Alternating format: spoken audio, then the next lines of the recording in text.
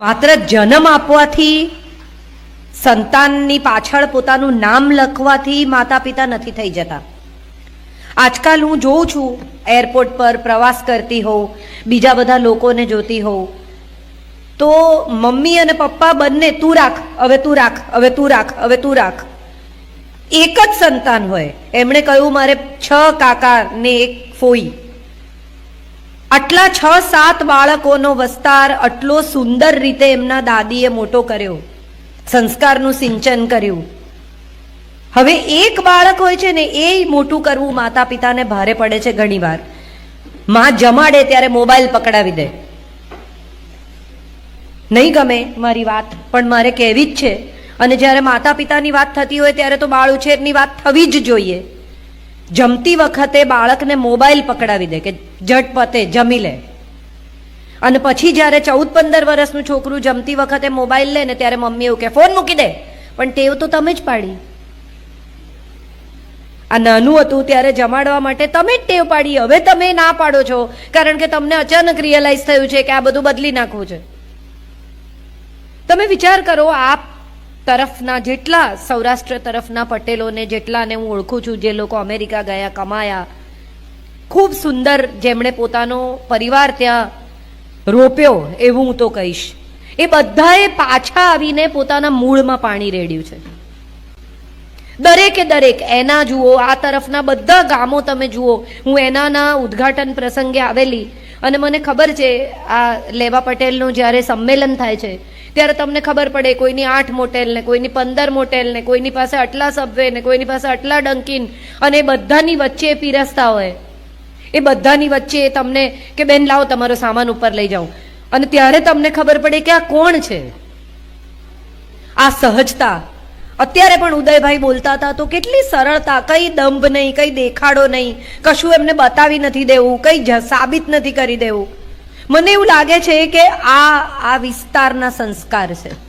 આ વિસ્તાર બારડોલી અને એની આસપાસના તમામ પટેલોને, જેટલાને હું ઓળખું છું, એ બધામાં મેં આ વસ્તુ જોઈ છે. આ સહજતા, આ સરળતા, આ નમ્રતા, આ નિખાલસતા.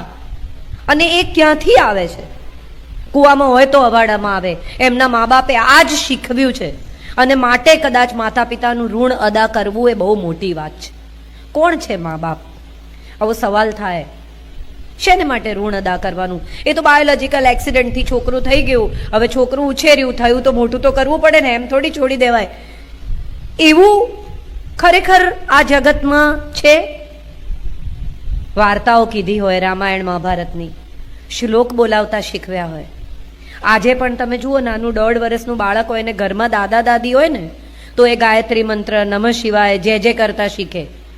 અને દાદા દાદી ઘરમાં ના હોય તો તમને ખબર પડે કે એ બાળકની ભાષા જ અંગ્રેજી થઈ જાય, એને બીજી કોઈ ભાષા શીખવાની તૈયારી પણ ન હોય ને એને શીખવવાનો મા બાપ પાસે સમય પણ ન હોય. પૈસા કમાવામાં આજના લોકો એટલા વ્યસ્ત થઈ ગયા છે, પણ એવું ભૂલી ગયા છે કે પૈસા ક્યાં વાપરવા એ પણ શીખવવું પડશે. માત્ર કમાતા નહીં શીખવવું પડે, એ પૈસાને સાચે રસ્તે વાપરતા પણ શીખવવું પડશે. અને આજે ઉદયભાઈ જે રીતે તમને સૌને એકત્ર કરીને આ વાત કહી રહ્યા છે, જેટલા નાના બાળકો છે, આઈ એમ સો શ્યોર એન્ડ સો હેપી કે એમનામાં આ સંસ્કાર, આ વાત ઊંડી જશે. એમને ખબર પડશે કે મા બાપને થેન્ક યુ કહેવું જોઈએ. આ માતા પિતાને થેન્ક યુ કહેવાનો પ્રસંગ છે, અને મને એવું લાગે છે કે આ રેર પ્રસંગ છે.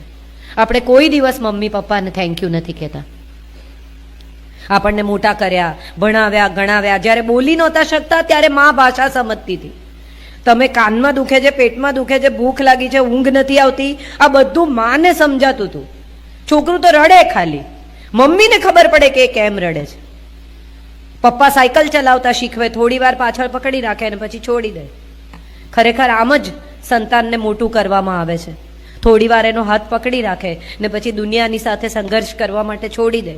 પણ બચ્ચું ઘેર આવે, ભલે ને 40 વર્ષનો દીકરો હોય, ત્યારે પણ પિતા એને પૂછે ચોક્કસ કે બેટા દિવસ કેવો રહ્યો. આજે આપણે બધા જ એટલા બધા બિઝી છીએ કે ઘરમાં રહેતા માતા પિતા સાથે વાત કરવાનો સમય મોટા ભાગના લોકો પાસે નથી. મોડું થઈ જાય, ઘરે આવે, અને પિતા 70-75 વર્ષના રાહ જોતા હોય ને એમ કે બેટા કેમ મોડું થયું? તો કે મહેનત કરું છું, કામ કરવા જાઉં છું. ફરવા નથી જતો. પણ બધાને મારે આ વાત કહેવી છે, નાના મોટા સૌને.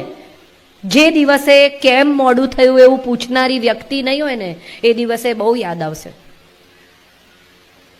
કારણ કે ઘેર કોઈ રાહ જુએ છે ને, એ બહુ મોટી વાત છે.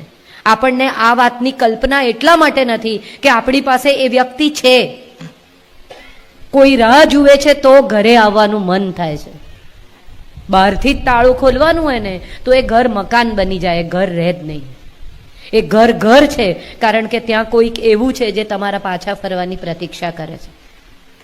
આ બહુ મોટી વાત છે અને ત્યાં સુધી નથી સમજાતી જ્યાં સુધી એ વ્યક્તિ આપણા જીવનમાંથી જતી ના રહે. તમે વિચાર કરો કેટલા સુંદર પ્રસંગો છે સંસ્કાર અને અસંસ્કારના.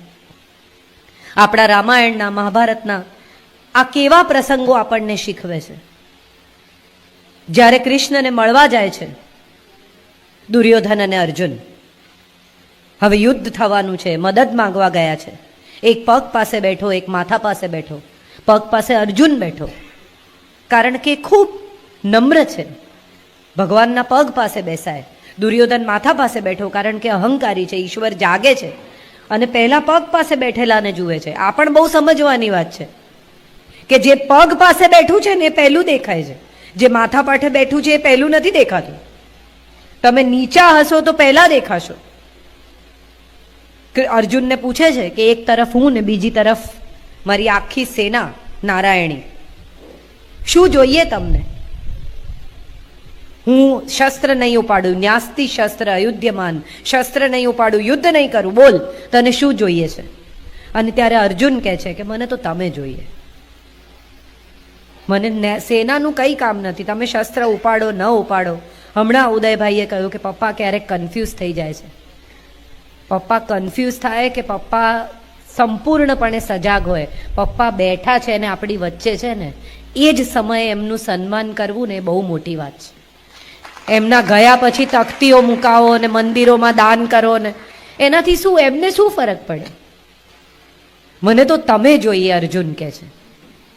અને તમે વિચાર કરો કે કૃષ્ણને માગીને એણે કેટલું મોટું કામ કરી નાખ્યું કે જ્યારે એ કન્ફ્યુઝ થયો, જ્યારે એને એમ લાગ્યું કે મારાથી યુદ્ધ નહીં થાય, મારા હાથમાંથી શસ્ત્રો છૂટી જાય છે, મને પરસેવો થાય છે, મને રોમાંચ નથી થતો, હું ગભરાઈ ગયો છું, ત્યારે એ જ કૃષ્ણ જે મિત્ર હતા એ ગુરુ થયા અને આખી ગીતા સંભળાવી.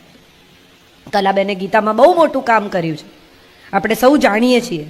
ગીતાને ઘર ઘર સુધી પહોંચાડવામાં એમનું બહુ જ મોટું યોગદાન છે. સરળ કરી નાખી એમણે ગીતા આપણા સૌ માટે, આપણે સૌ વાંચી શકીએ, સમજી શકીએ એવી ગીતા. અને ત્યારે ખરેખર આ વાત આપણે બધાએ સમજવાની છે કે ગીતા વાંચો કે ના વાંચો, મહાભારત વાંચો કે ના વાંચો, રામાયણ વાંચો કે ના વાંચો, સવારે ઈશ્વરનો દીવો કરો કે ના કરો, પણ નીકળતી વખતે માતા પિતા જો ઘરમાં હોય તો કહેજો કે નીકળું છું, જલ્દી પાછો આવું છું. અને પાછા આવીને એટલું કહેજો કે હું આવી ગયો છું. અને તમે જ્યારે કહેશો ને કે હું આવી ગઈ છું કે આવી ગયો છું, ત્યારે એમના ચહેરા પર જે રાહત હશે ને એની તમને કલ્પના નથી. માં ખોળો આપે ને પિતા ધરતી ખૂંદતા શીખવે. પિતા પહાડની ટોચ પર લઈ જાય, માં ઝરણાની શીતળતા છે. પિતા પ્રતિષ્ઠા છે, માં પ્રેમ છે. અને તમે વિચારો કે એમણે કીધું મારા પપ્પા વાઘ જેવા, એમને કંઈ કહેવું હોય તો વિચાર કરવો પડે. અમારા ઘરમાં પણ એવું હતું કે પપ્પાને કંઈ કહેવું હોય તો 3 વાર વિચાર કરવો પડે, પણ મમ્મીને કંઈ પણ કહેવાય, મમ્મી સાથે લડાય, મમ્મીને આગ્રહ કરાય, મમ્મીને જે કહેવું એ કહેવાય, કેને પપ્પાને કેને. અને મમ્મી મેસેન્જર, પપ્પા અને મારી વચ્ચે. દરેક વખતે મમ્મીને કહેવાનું કે તું કે, અને મમ્મી એવું કે ના ના ના મને વળશે, આ પણ તને નહીં વળે, તું કે. મમ્મીનું માથું ખવાય, મમ્મીથી રીસાઈ જવાય, મમ્મી ચોરી છુપી તમને પૈસા પણ આપે, મમ્મી ચોરી છુપી તમને જવા પણ દે, મમ્મી તમારી સિક્રેટ પાર્ટનર, તમે મમ્મી સાથે સિક્રેટ શેર કરી શકો અને કોઈને ના કે એવી તમને ખાતરી હોય. આ અદ્ભુત સંબંધો આપણા કેટલા વર્ષોના, કેટલા સમયથી છે. આજે હવે બધી મમ્મીઓને યંગ દેખાવું છે અને એમાં જો કોઈ એમ કે તમે તો તમારી દીકરીની મોટી બહેન જેવા લાગો છો તો મમ્મી ખુશ ખુશ થઈ જાય. એકચ્યુઅલી મોટી બહેન તો છે જ એની પાસે મમ્મી એક જ છે અને મમ્મી જ રહેજો, મોટી બહેન ના થતા.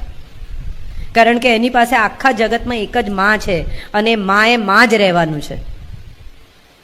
આપણે બધા અચાનક છોકરાઓના દોસ્ત થવા માંડ્યા છીએ. આપણને બધાને એમ થઈ ગયું છે